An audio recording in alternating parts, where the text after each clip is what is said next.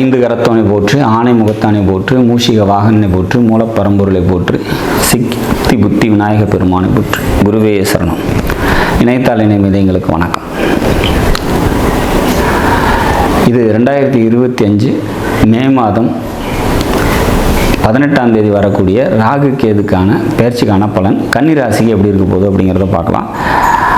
இதுவரைக்கும் உங்களோட ராசியிலே இருந்த கேது பகவான் அவர் பயிற்சி ஆகிறது ரொம்ப நல்லது. 7ல் ராகு இருந்தார், அதுவும் பயிற்சி ஆகிறது ரொம்ப சிறப்பு. சரி, இந்த பயிற்சி என்னத்தை தரப்போகுது, என்ன பண்ணிடும், எங்களுக்கு ஏதாச்சும் நல்லது இருக்கா அப்படின்னா, ராசி சந்திரன் இருக்க இடத்த பொறுத்து அமையுது. அதன் மேலே இந்த கேது ட்ராவல் ஆகும்போது மனக்குழப்பம் ரொம்ப அதிகம் இருக்கும், தெளிவான சிந்தனை இருக்காது. அதனால் நிறைய பிரச்சனைகளை சந்திச்சிருப்பீங்க. அப்போ இந்த நிலைப்பாடு மாறப்போகுது. எப்போவுமே ஒரு பாவகிரகம் 6ஆம் வீட்டில் இருக்குது, அதாவது ராகு பகவான் உங்களோட ராசிக்கு 6ல் வர்றது சிறப்பு. எதிரிகளை வெல்லக்கூடிய ஆற்றலும் சக்தியும் தைரியமும் மனதில் புது தெம்பும் தெளிவும் ஏற்படும் அப்படிங்கிறதுல மாற்றில்லை. 12ஆம் இடம் அப்படிங்கிறது பார்த்திங்கனாக்கா தேவையற்ற அலைச்சலும் விரயத்தையும் கொடுக்கக்கூடிய இடத்துக்கு ஒரு கேது பகவான் வராது. அப்படின்னா அப்போ இந்த கேது பகவான் பார்த்திங்கனாக்கா அலைச்சல் விரயத்தெல்லாம் கம்மி பண்ணும் அப்படிங்கிறத எடுத்துக்கலாம்.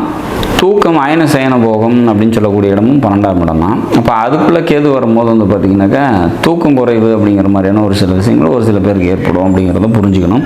இங்கே சிம்ம ராசிக்குள்ளேயும் கும்பராசிக்குள்ளேயும் உங்களோட ஜனனகால ஜாதகத்தில் ஏதாவது கிரகங்கள் இருக்குது அப்படின்னாக்கா அந்த கிரகங்கள் ரீதியான நன்மை தீமைகளை இந்த ராகு கேதுக்கள் நிச்சயமாக தரும் அப்படிங்கிறத நம்ம புரிஞ்சுக்கணும்.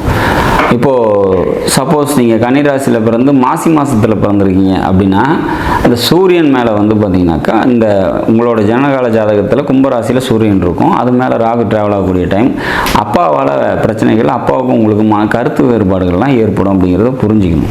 அப்போ இந்த மாதிரியான ஒரு காலங்களில் உறவுகள் ரீதியான மனக்கசப்பு ஏற்படும் நமக்கு தெரிஞ்சால் அங்கே விட்டு கொடுத்து போயிடுறது சிறப்பு. அதுக்காக தான் இதை நம்ம முன்னக்கூட்டியும் நோட்டிஃபை பண்ணுறோம்.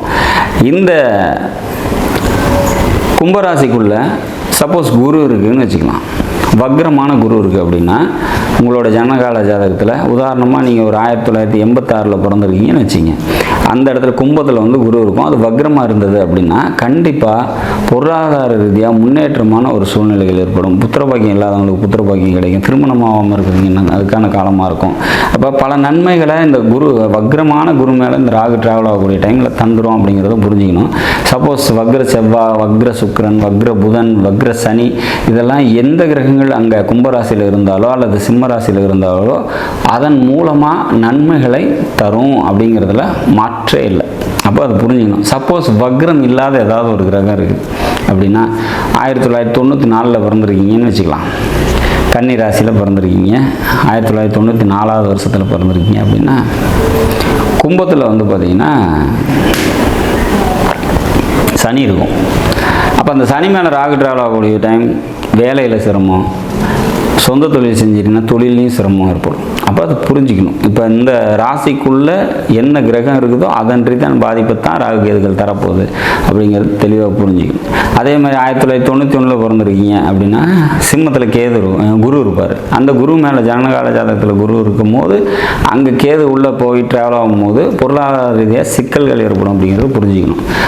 எங்கள் கன்னி ராசிக்கு நல்லா இருக்குன்னு சொன்னாங்க, எதுவுமே நமக்கு நல்லதே நடக்கலையே அப்படின்றதுக்கெல்லாம் இதுதான் காரணம். அப்போ ஜனனகால ஜாதகத்தான் இந்த கோட்சார கிரகத்தோட நன்மை தீமைகளை முடிவு பண்ண போகுது அப்படிங்கிறத நம்ம புரிஞ்சுக்கிட்டா ரைட்டு.